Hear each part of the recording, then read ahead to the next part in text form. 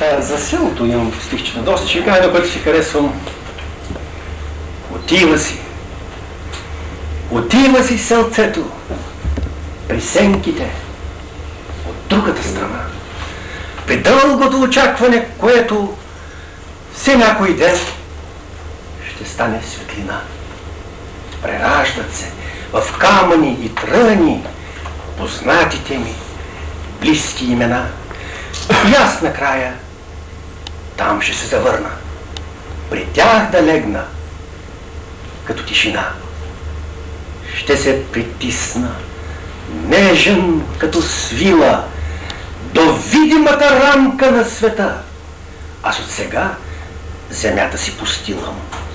С небето се завивам от сега.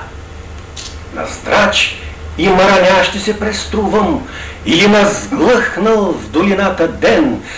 Да всичко, що се вижда или чува, да виждате и чувате през мен.